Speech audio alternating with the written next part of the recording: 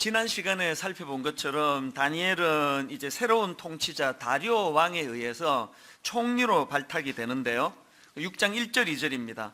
다리오가 자기의 뜻대로 고관 120명을 세워 전국을 통치하게 하고 또 그들 위에 총리 셋을 두었으니 다니엘이 그 중에 하나이라. 근데 여기서 주목해야 되는 건 이 당시의 다니엘의 나이입니다. 이때 다니엘의 나이가 대략 한 80대 초반 정도로 그렇게 추정이 되는데요. 이게 왜 놀라운 일인가 하면은 다니엘이 그 10대 때 바벨론으로 포로로 끌려가지 않습니까? 그런데 포로로 잡혀가고 있던 그 초기부터 그 당시 왕이던 느부갓네살 왕의 인정을 받는 모습을 우리가 다 살펴봤는데요. 그 이후로 긴 세월이 흘렀습니다. 제국도 바뀌고 왕도 여러 바뀌고 그런 변화가 많이 있었는데 오늘 본문에 보면은 80대 초반의 그 나이에 이르기까지 또 새로운 통치자 다리오 왕에게 또 발탁이 될 정도로 인정을 받았다는 것, 이 오랜 세월 한결같이 주변 사람들에게 인정을 받았다는 게 뭘 의미하겠습니까? 이런 질문을 가지고 제가 본문을 쭉 읽다가 보니까 눈에 띄는 표현이 하나 있는데요. 다니엘서 6장 10절입니다. 다니엘이 조수의 왕의 도장이 찍힌 것을 알고도 자기 집에 돌아가서는 윗방에 올라가 예루살렘으로 향한 창문을 열고 그 다음 보니까요, 전에 하던 대로 하루 3번씩 무릎을 꿇고 기도하며 그의 하나님께 감사하였더라. 저는 여기 나오는 이 전에 하던 대로라고 하는 그 한마디 이 표현 속에 여러 가지 함축적인 메시지들이 담겨져 있다고 생각을 합니다. 서울대 이정동 교수님이 그 축적의 길이라는 책을 썼는데요. 제가 이분을 주목하게 된 거는 우연히 그 KBS 스페셜에 나와서 이분이 그 특강을 했는데 거기에 이 축적과 관련된 강의가 너무 인상적이었습니다. 이분이 주장하는 게 뭐냐? 창의적인 아이디어는 도움이 안 된다는 거예요. 우리 모두가 다 창의적이어야 한다. 스티브 잡스를 봐라. 그 창의적인 걸 우리가 배워야 된다. 모두가 다 창의적이어야 된다고 그러는데 이 교수님은 창의적인 거 도움 안 된다는 거예요. 왜 이런 주장을 하시는가 보니까 이분 주장에 따르면 지금 산업 현장에서 반짝반짝하는 아이디어도 필요하지만 그 반짝이는 아이디어가 실현 가능성이 일어나기 위해서는 오랜 시간 연구하고 실험하는 이 축적의 시간이 필요하다는 거예요. 그러고 보면은 우리가 잘 아는 이 스티브 잡스가 그냥 반짝하는 아이디어 하나로 그냥 아이폰을 만든 게 아니잖아요. 그 아이디어가 나오고 그게 우리 손에 스마트폰으로 들려지기까지 얼마나 오랜 세월 그것들을 만들어내는 과정에서 연구하고 실험하고 실패하고 이런 과정들이 있었겠냐고 이분이 그걸 주장하는 겁니다. 그러면서 이 개념 설계 역량이라는 용어를 가지고 설명을 하는데요. 이 개념 설계라는 거는 그 남의 설계도 가져다 베끼는 그런 게 아니고 이 자기 스스로 그림을 그리고 계획할 줄 아는 능력, 이게 개념 설계라 그러는데 이 개념 설계 역량이라는 거는 수없이 반복되는 연습과 훈련과 실험, 연습과 훈련과 실험, 연습과 훈련과 실험, 이 오래 계속 반복되는 이것들을 통해서 축적된 데이터 기록을 통해서 이게 이루어진다는 겁니다.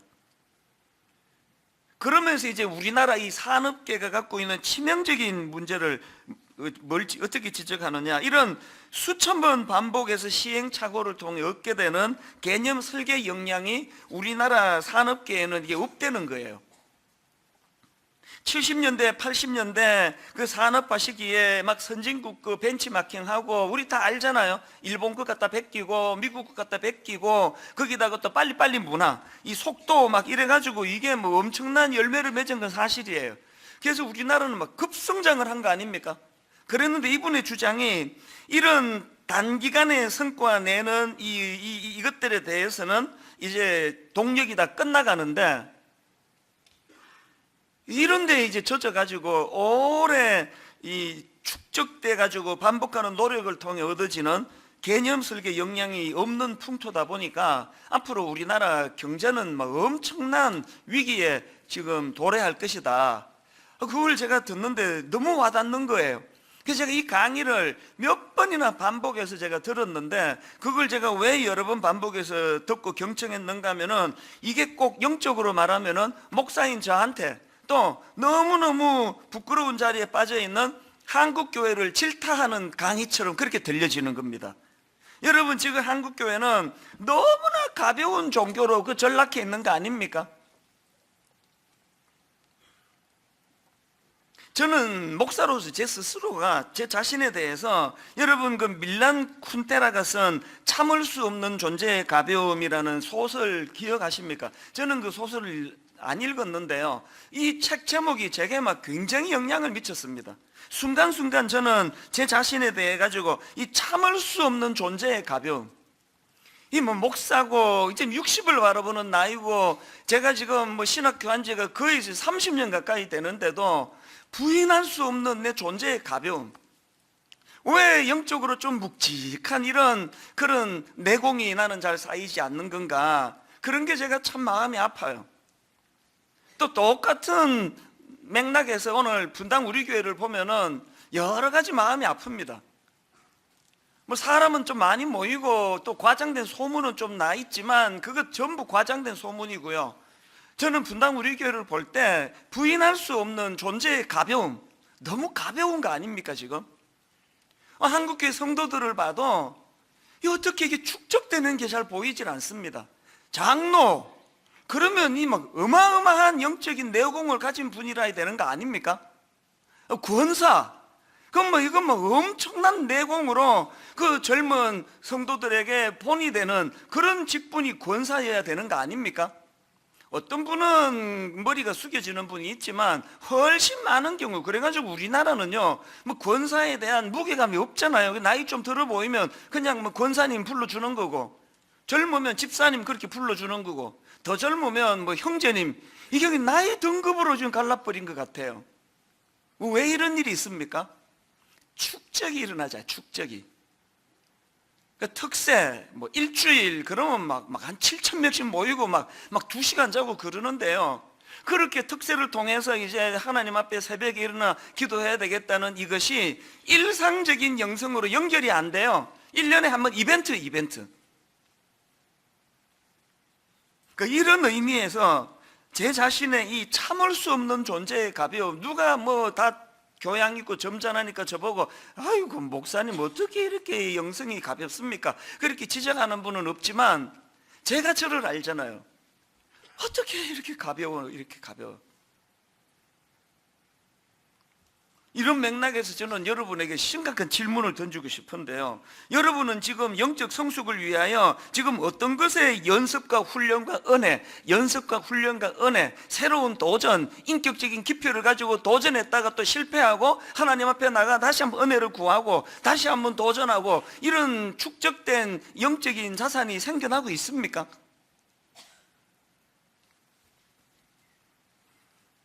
신앙의 연조가 깊을수록 그 초신자가 흉내도 낼 수 없는 묵직하고 깊은 이 축적된 그 내공을 쌓은 사람만이 보여줄 수 있는 이 차별화가 지금 일어나고 있느냐고요.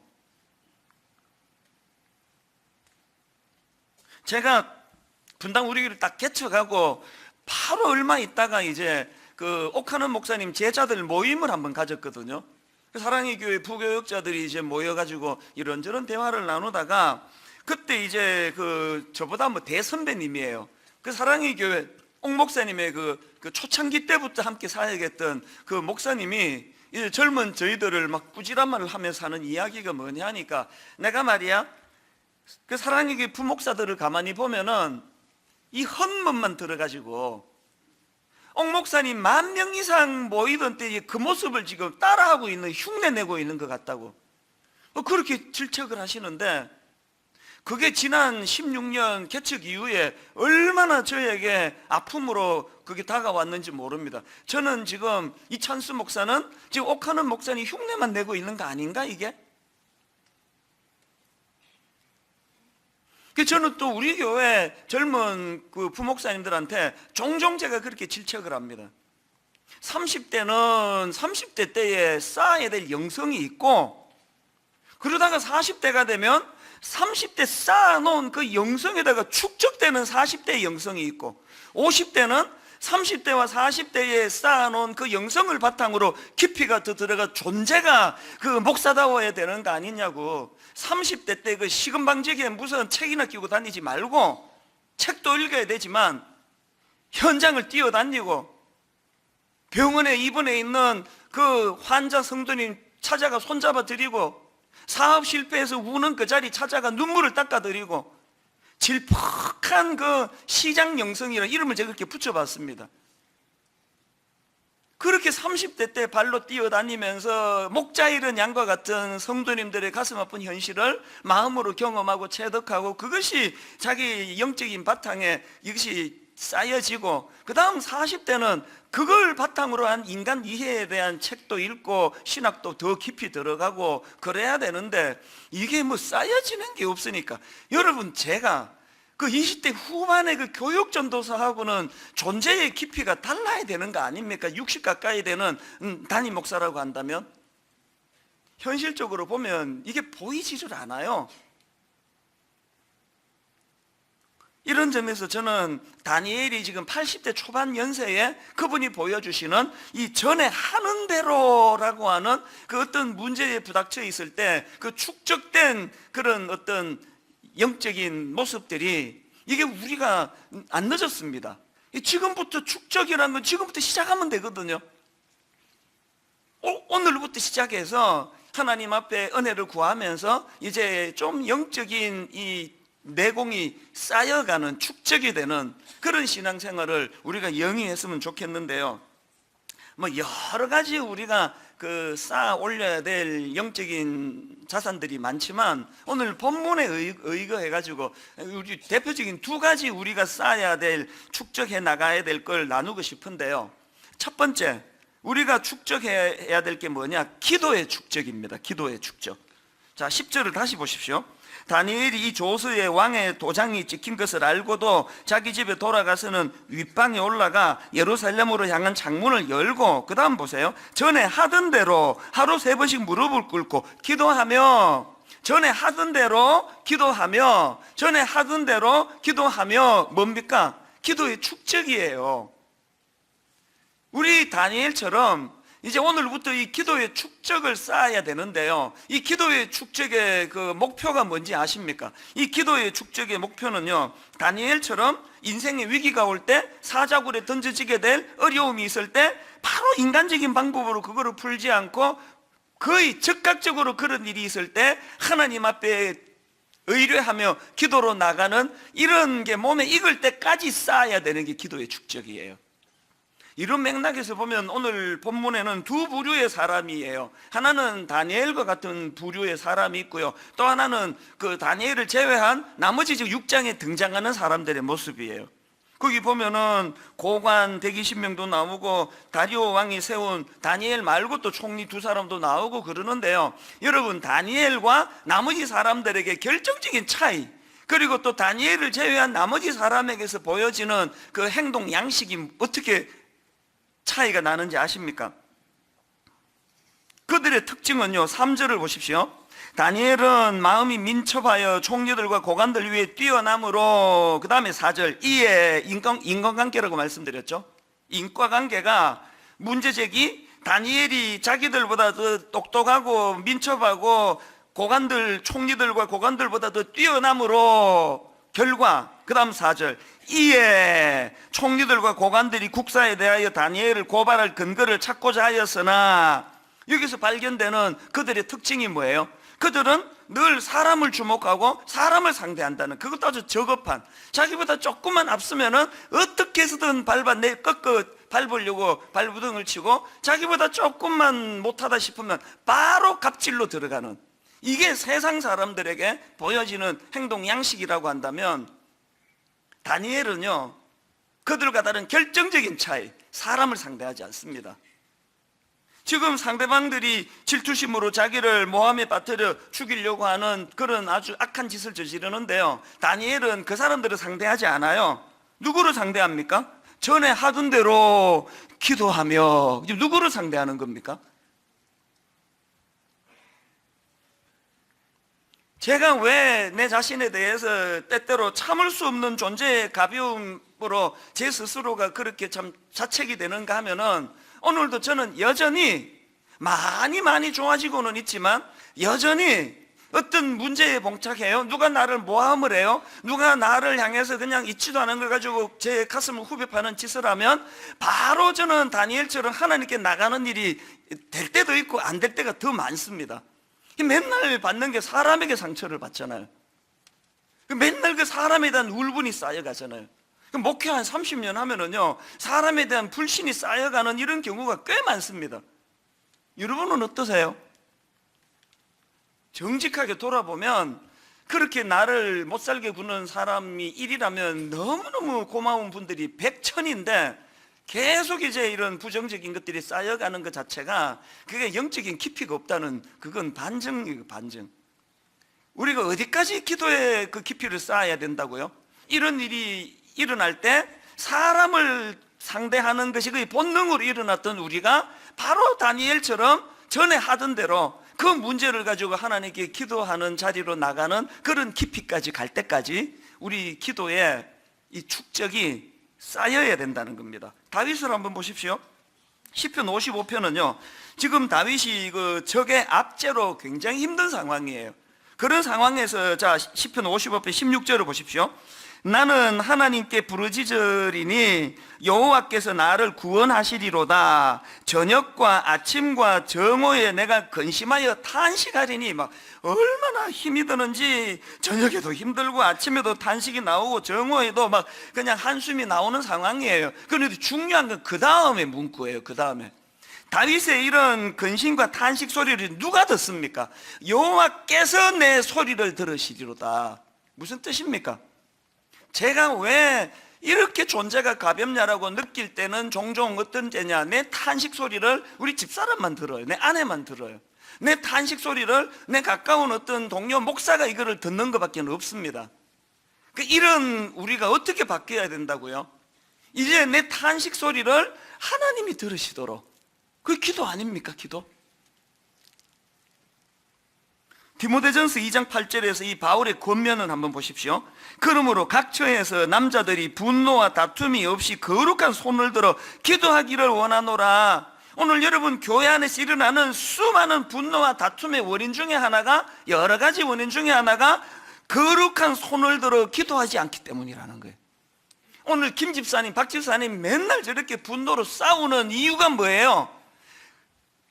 축적된 기도의 내공이 없어가지고 맨날 거룩한 손을 들고 하나님께 기도하는 게 없으니까 인간들끼리 막 이 뭐 교회가 무슨 이게 무슨 동창회 모임도 아니고 뭐 맨날 이해관계로 막 다투고 상처받고 싸우고. 여러분 지금부터라도 기도의 축적이 필요하고요. 이제 또 새해가 밝고 오는 거 아닙니까? 2019년도에는 하나님이 이제 이 기도의 축적이 시작되는 원년이 되기를 원합니다. 그래서 내년 이맘때쯤 되면은 그래도 꽤 기도의 축적이 쌓여가고 있구나, 우리가 이렇게 기쁘게 하나님께 보고할 수 있는 그런 믿음의 신앙인들 되시기를 바랍니다. 두 번째로요, 또 하나 우리가 축적해야 될 게 있습니다. 감사의 축적이에요. 자 10절 다시 보십시오. 다니엘이 조스의 왕의 도장이 찍힌 것을 알고도 자기 집에 돌아가서는 윗방에 올라가 예루살렘으로 향한 창문을 열고, 그 다음 보세요. 전에 하던 대로 하루 3번씩 무릎을 꿇고 기도하며 그의 하나님께 감사하였더라. 전에 하던 대로 그의 하나님께 감사하였더라. 여기서 보여주는 다니엘의 감사는 본능이 아니에요. 이건 축적된 감사에서 나오는 내공에서 나오는 거예요. 무슨 근거로 이런 말씀을 드립니까? 여러분 응답받은 후에 하는 감사는 그 본능이에요. 위기를 만났는데 하나님이 위기를 모면해 주셨다, 그때 나오는 감사는 애쓰지 않아도 자동으로 나오는 거예요. 다니엘의 감사는 그런 거 아닙니다. 지금 사자굴에 던져지게 된 그 위험으로부터 벗어난 상태 아닙니다. 그런데도 불구하고 당겨서 감사하는 이 태도 속에는 그 길이 굉장히, 그 감사의 길이 많이 열렸다는 뜻이에요. 이게 무슨 말인가 하면 우리 아들이 지금 이제 수능 시험을 보고 여유가 있기 때문에 이제 막 지난 6년간 못했던 그런 그 신앙 교육, 인격 교육을 지금 하고 있는 중이거든요. 종종 이제 대화하자 그러면서 저 혼자 일방적으로 이제 훈계를 좀 많이 하고 있는데요. 최근에도 제가 이제 무슨 얘기를 했냐면, 너 있잖아, 아빠가 그 등산을 좋아하잖아. 내가 이렇게 산을 다니다 보면 기가 막히다. 이야, 이 길을 어떻게 이렇게 절묘한 데다가 경치도 좋고 또 잘 이렇게 좋은 길을 만들어 놨는지 감탄할 때가 많아. 근데 있잖아, 이 길은 정부가 만들어 준 거 아니야. 이거 지자체가 만들어 준 거 아니고 누가 만들었는지 아니? 등산객들이 만드는 거야. 길이 좋으니까 한 명이 지나가고 두 명이 지나고 자꾸 그 길을 가다가 보면은 그런 길이 나오는 거야. 너도 마찬가지야. 네 이제 시험 쳐놓고 한 석 달 이제 팽개쳐 놀고 막 그냥 막 무절제하게 생활하고 하면은 그거부터 네 대학 생활에 길이 나기 시작하는 거야. 모든 건 다 습관의 문제야. 제가 우리 아들한테 그런 이야기를 했더니 그냥 묵묵히 듣더라고요. 얘기 끝나니까 또 들어가가지고 뭐, 그래서 얘가 길이 지금 잘 안 나 있구나 그런 생각을 했는데요. 이제 그 이야기를 듣고 진지하게 이제 만들어가는 그 길. 그래서 제가 아까 다니엘이 감사의 그 본능이 아니라 축적된 길이라고 말씀드렸잖아요. 우리에게는 다니엘이 만들어 놓은 감사의 길이 별로 없고요. 뭐 불평의 길이 얼마나 잘 나 있는지 그게 본능적으로 툭툭 튀어나오는 게 불평의 길 아닙니까? 여러분 지난 한 주간을 한번 되돌아보세요. 아마 거의 감사 한 5번 할 때, 불평 한 5번 할 때, 감사 한 번, 이건 굉장히 성숙한 분이 이 정도일 거예요. 어지간한 사람은요, 불평 한 10번 하면은 감사 한 번, 또 조금 더 미숙한 사람은 불평 한 30번에 감사 한 번, 더 나쁜 사람은 불평 50번에 감사 하나도 없고, 길이 안 나서 그래, 길이. 우리가 이제 이 감사가 계속 축적이 되도록 지금부터 여러분이 그쪽에 길을 만들어야 돼. 이제 어지간하면은 길이 얼마나 다니엘에게 감사의 길이 잘 나와 있으면 문제가 해결되지도 않았는데 감사가 툭 튀어나온 거 아닙니까? 그럼 누가 행복하겠습니까? 이렇게 살면 본인이죠. 이 감사의 길이 잘 나와 있는 분 중에 한 분이 손양은 목사님이신데요. 이분은 일제시대 때 일본 제국주의 시대 때 그 신사참배 문제로 옥중에서 순교하신 분 아닙니까? 근데 참 불행하게도 그 감사학교라는 그 책에 보니까요, 손양은 목사님이 순교 직전에 돌아가시 직전에 또 사모님이 많이 또 편찮으셨대요. 그래서 아픈 아내에게 그 옥중에 쓴 편지를 제가 보고요, 진짜 울컥했습니다. 내용이 이렇습니다. 동인 어머니에게, 이 대목도 너무 감동적이었습니다. 자기 아내 보고, 그 동인이가 그분 아들이잖아요. 동인 어머니에게 병고 중에서 얼마나 신음하십니까? 이 같은 몹시 더운 날씨에 고열도 심하고 게다가 병고까지 있으니 설상가상이겠구려. 그러나 믿음과 진리는 기호와 환경을 초월하니 안심하소서. 꽃피고 새 우는 시절뿐만 아니라 백설이 분분한 음동설한 중에도 하나님의 사랑은 여전하오. 금전 옥루에서 잘 먹고 잘 살 때만 하나님을 찬양할 뿐 아니라 초가상간에서 못 먹고 병들었을 때도 하나님을 찬양해야 하오. 나는 솔로몬의 부귀보다도 욥의 고난이 더욱 귀하고 솔로몬의 지혜보다 욥의 인내가 더욱 아름다워 보입니다. 평안과 기쁨은 만병의 보약이 오니 모든 염려는 주께 맡기고 부디 병석을 떠나소서. 항상 기뻐하고 범사에 감사하소서. 1943년 8월 18일 제가 이 편지를 읽었는데 어느 대목에서 울컥했는지 아십니까? 나는 솔로몬의 부귀보다도 욥의 고난이 더욱 귀하고 솔로몬의 지혜보다 욥의 인내가 더욱 아름다워 보입니다. 이거를요, 저처럼 그냥 서재에서 이렇게 썼다면 이게 문학이에요, 문학. 아이고, 우리 목사님 문장 얘기 참 좋아. 지금 손양은 목사님은 감옥에서 지금 옥사하기 직전이에요. 그 고난 속에서 나는 솔로몬의 부귀보다도 욥의 고난이 더욱 귀하고 솔로몬의 지혜보다 욥의 인내가 더욱 아름다워 보입니다. 그러니 병중에서도 여보 항상 기뻐하고 범사에 감사하시라, 그런 요지의 편지를 보내주는 것을 보면서 여러분, 이 목사님에게는 그 감사의 길이 얼마나 잘 닦여 있습니까? 오늘부터 시작하자고요. 오늘부터 불평의 길은 조금씩만 줄여가시고 대신에 감사의 길을 자꾸 만들어 닦아 나가기 시작하면, 우리도 나이가 많이 들고 나면 그런 감사의 내공이 좀 쌓여질 것 같거든요. 이런 생각을 하고 있는데, 여러분 그 오프라 윈프리 다 아시죠? 오프라 윈프리라는 여성은 뭐 세계에서 제일 바쁜 제일 유명한 여성 중에 한 명 아닙니까? 이분이 뭐 얼마나 바쁘게 사는지 전용 비행기를 타고 다닌대요. 전용 비행기가 있을 정도로 바쁘게 사는 이분이요, 내가 참 감동을 했는데, 이분이 아무리 바빠도 절대로 하루 일과를 마무리하면서 빼놓지 않는 게 하나 있대요. 그게 뭐냐 하니까 잠자리에 들기 전에 감사 일기를 쓰는 거. 이거는 절대로 빼먹지 않는데, 그래서 한 하루 동안 일어났던 일 가운데 5가지 감사 목록을 정해가지고 그거를 적는 일을 한다는 거예요. 제가 주목하는 건요, 그렇게 성실하게 적는 것도 주목이 되지만 감사 내용이 감동적이에요. 그냥 거창한 게 아니라 일상의 소소한 감사들, 예를 들어서 한번 5가지를 제가 읽어 드릴게요. 오늘도 거뜬하게 잠자리에서 일어날 수 있어서 감사합니다. 이게 첫째고요. 둘째, 유난히 눈부시고 파란 하늘을 보게 해주셔서 감사합니다. 셋째, 점심때 맛있는 스파게티를 먹게 해주셔서 감사합니다.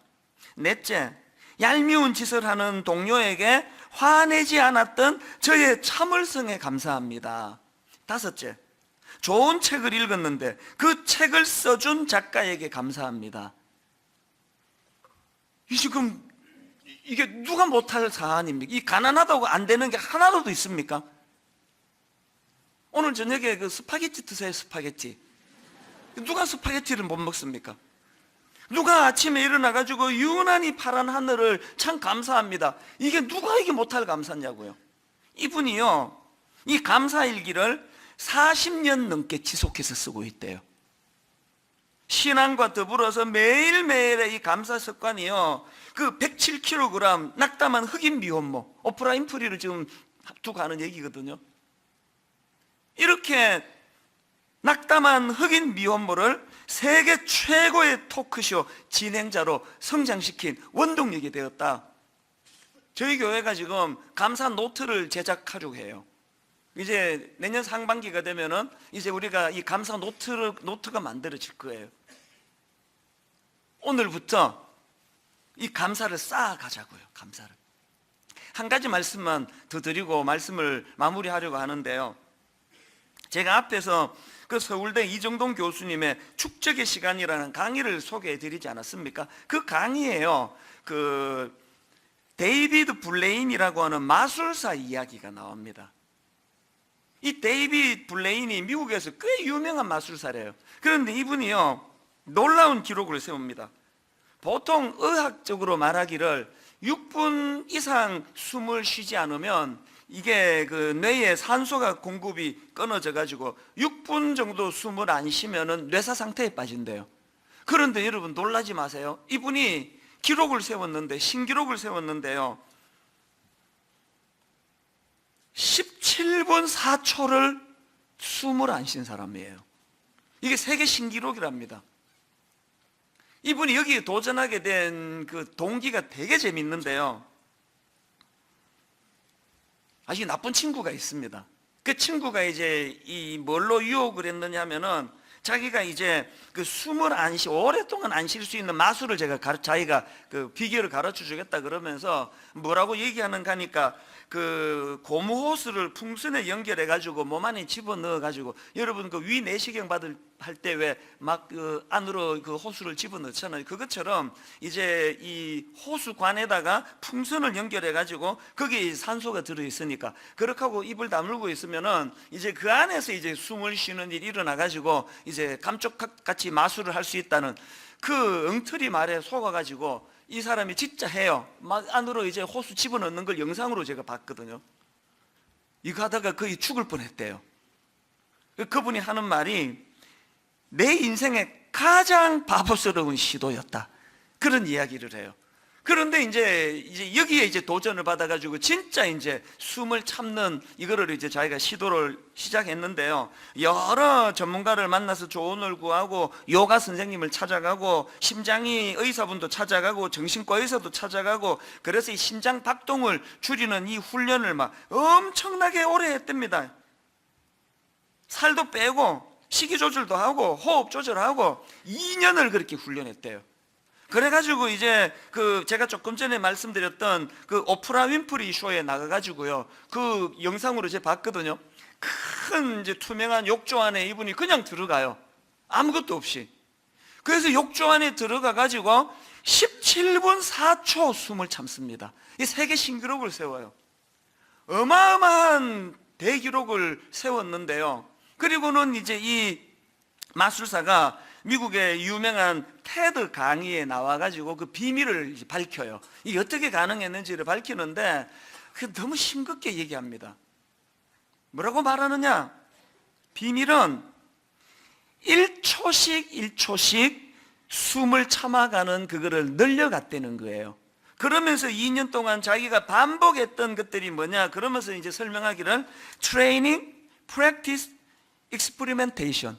아까 교수님 우리나라 산업에 문제가 있다고 했던 빠진 세 가지가 이거 아닙니까? 연습, 훈련, 실험, 연습, 훈련, 실험. 이거를 2년 동안 반복을 해서 1초씩 1초씩 시간을 늘려갔는데, 이분이 그 과정이 얼마나 힘들었는지 그 테드 강의 영상을 제가 보니까요, 이분이 트레이닝, 프랙티스, 익스 그러더니 이렇게 울먹이는 거예요. 그 과정이 너무 힘들어. 세계적인 마술사가 그 강연을 하다가 울먹울먹 하는 그 모습을 보면서 제 마음에서 무슨 생각이 들었는지 아십니까? 여러분, 영적인 신앙생활은 눈속임으로 되는 거 아닙니다. 여기다 뭐 집어넣고 가짜로 숨쉬는 이걸로는 성장이 없습니다. 성경에요, 죽음을 보지 않고 하나님이 데려가신 두 인물이 있지 않습니까? 엘리야와 에녹이 그 인물인데요, 엘리야에 대해서는 그가 얼마나 위대한 일을 했는지 열왕기 상하에서 얼마나 그 위대한 일들이 상세하게 기록이 됩니까? 그런데 놀랍게도 에녹에 대해서는 기록이 없습니다. 하나도 없습니다. 에녹에 대한 기록 한 몇 줄 있는데요, 이게 진짜 의외예요. 창세기 5장 21절부터 23절이 그겁니다. 보십시오. 에녹은 65세에 무두셀라를 낳았고, 여기 지금 낳고가 나왔죠. 무두셀라를 낳았고, 무두셀라를 낳은 후 300년을 하나님과 동행하며 자녀들을 낳았으며, 맨 마지막에 그는 365세를 살았더라. 이분은요, 애 낳은 것 밖에는 기록이 없습니다. 한 게 없어요. 그런데 여러분이 22절 다시 한번 보시겠습니까? 무두셀라를 낳은 후 300년을 한 문장 들어가 있습니다. 하나님과 동행하며 자녀를 낳았으며. 일상생활 속에서 그는 하나님과 동행하며, 이 짧은 한마디가요, 엘리야가 막 어마어마하게 큰 일을 행했던 그 모든 것 이상으로 이게 압축된 설명이에요. 이게 여러분 다 아시지만 저는 엘리야과 아니에요. 전 죽었다 깨어나도 엘리야와 같은 영웅의 위치는 아닙니다. 엘리야가 했던 놀라운 기적적인 일 저 못합니다. 여기 엘리야과가 몇 되겠습니까? 다 자기가 엘리야라고 생각했지만 사실 다 에녹 아닙니까? 다. 우리 엘리야처럼 그렇게 막 엄청난 업적을 남겨가지고 하나님 눈에 드는 일 쉽지 않습니다. 우리 못합니다. 그러나 여러분, 우리 마음만 먹으면 에녹과 같이 그저 일상생활 가운데 소소한 일상에 하나님을 의지하고 그분보다 앞서지 않고 그분의 뜻을 구하고 그분과 함께 동행하며, 이런 것들이 축적이 되면은 하나님이 에녹을 너무너무 이뻐, 너무 사랑스러워, 그에게 놀라운 은혜를 베풀어 주신 것처럼 여러분, 이 축적의 시간이라는 표현을 썼다고 오해하시면 안 됩니다. 내가 노력하는 거 아니에요. 내가 몸부림쳐서 얻어내는 거 아니에요. 에녹처럼 하나님과 동행하며 오늘부터 시작하자고요.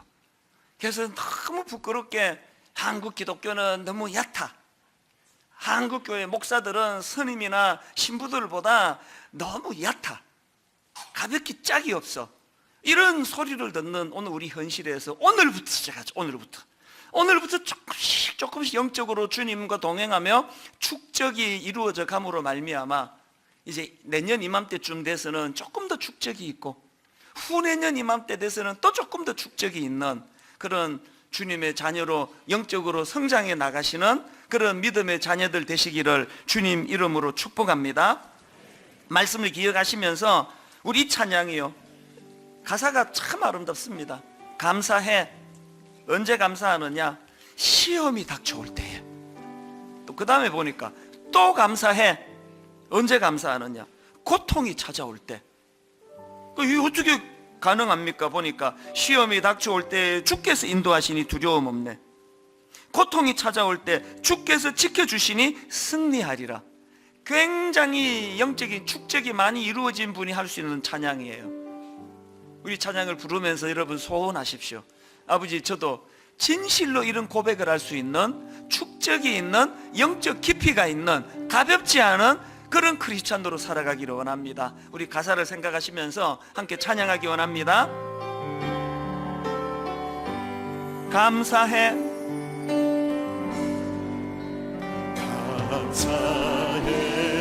언제 감사합니까? 시험이 닥쳐올 때에. 어떻게 감사합니까? 주께서 인도하시니 두려움 없네. 또 감사해. 언제 감사합니까? 고통이 찾아올 때에. 고통 중에 어떻게 감사할 수 있습니까? 주께서 지켜주시니 승리하리라. 우리 일상생활 속에, 나의 모든 생활 속에서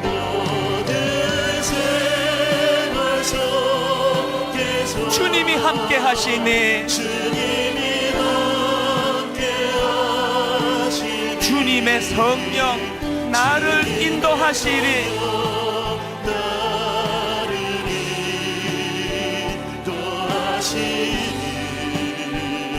시험이 나를 찾아올 때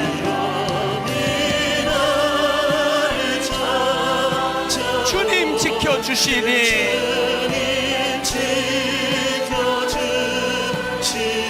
주님의 성령 나를 인도하시리.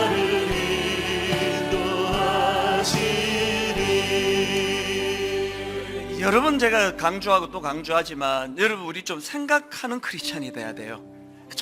막 그냥 감정을 막 자극하고 막 붕 뜨고 이렇게 하는 이런 것들이 때로는 필요하지만 그게 일상이 되면은 그게 아주 저질이 돼요.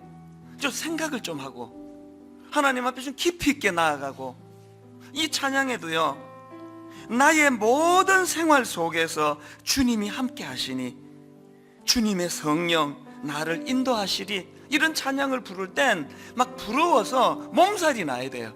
하나님, 내 삶 속에서 진짜 이런 삶을 한번 경험해 보기 원합니다. 저는 목사잖아요. 우리 이제 새아이가 다 이제 20대가 다 됐는데 얘들이 다 그래도 예의가 발라가지고 내색을 안 하지 저를 꿰뚫어 보고 있을 거 아닙니까? 우리 애들이 어떻게 속으로 나를 평가할지가 그게 저의 가벼움이고 무거움이에요.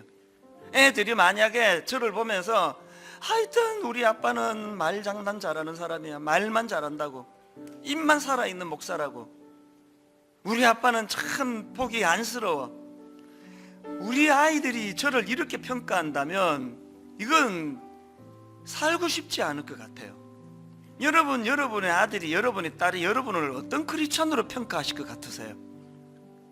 이런 소원을 가지고 하나님, 가장 가까이 있는 내 배우자가 내 자녀들이 아버지 그래도 우리 엄마는 참 묵직한 다니엘과 같은 영적인 축적이 있는 그리스도인이라고 오늘부터 우리가 시작을 하자. 오늘부터 우리 가사를 생각하시면서 이 찬양 한 번 더 부를 때 아버지 소원을 가지고 아버지 정말 이렇게 살아내는 성숙한 크리스찬 되기 원합니다. 찬양합니다. 감사해.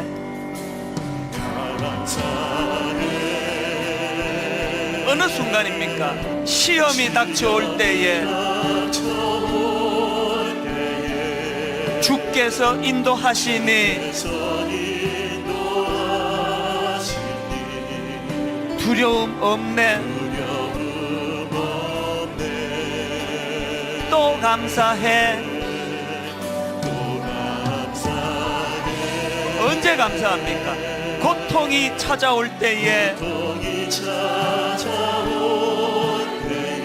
주께서 지켜주시니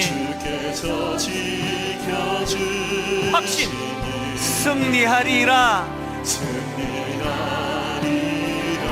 소원을 가지고 선포하십시오. 나의 모든 생활 속에서 주님이 함께 하시니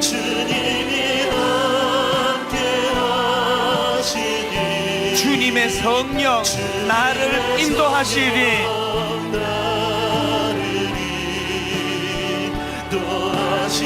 시험이 나를 찾아올 때 우리가 가진 확신 주님 지켜주시니 주님의 성령 나를 인도하시리. 우리 다시 한번 의지를 가지고 선포합니다. 나의 모든 생활 속에서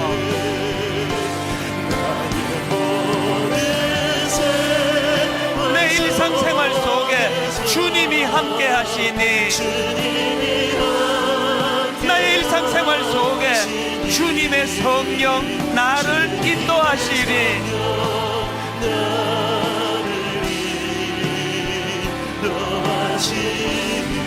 그렇기 때문에 시험이 나를 찾아올 때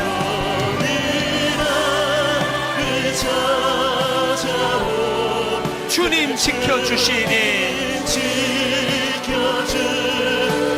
주님의 성령 나를 인도하시리. 매일 발걸음마다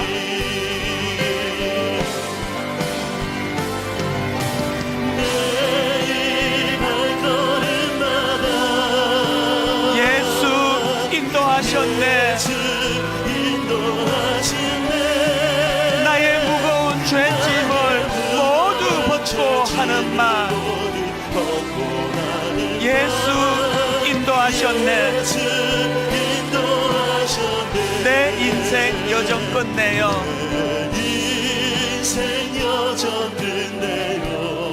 강 건너 언덕 이럴 때 하늘 문 향해 말하리. 지나온 내 인생 예수 인도하셨네. 지나온 내 인생 되돌아보며 매일 발걸음마다 예수 인도하셨네. 나의 무거운 죄짐을 모두 벗고 하는 말 예수 인도하셨네. 우리 다 자리에서 일어나셔서 이 가시밭길 인생은 허덕이면서 갈 때에 시험과 환난 많으나 그러나 내 인생 예수 인도하셨네. 여러분 지난 삶을 되돌아보십시오. 매일 발걸음마다 예수 인도하셨네. 나의 무거운 죄짐을 모두 벗고 말씀아 예수 인도하셨네.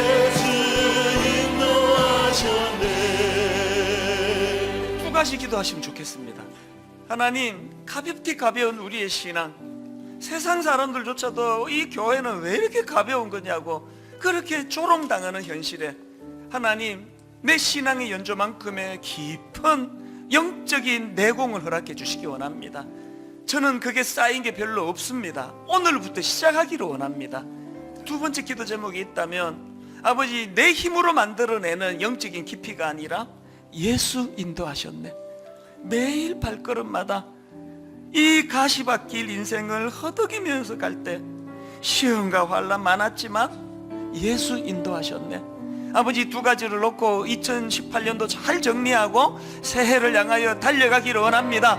꿈꾸며 같이 통성으로 같이 기도하시겠습니다. 살아계신 하나님 아버지, 매일 발걸음마다 내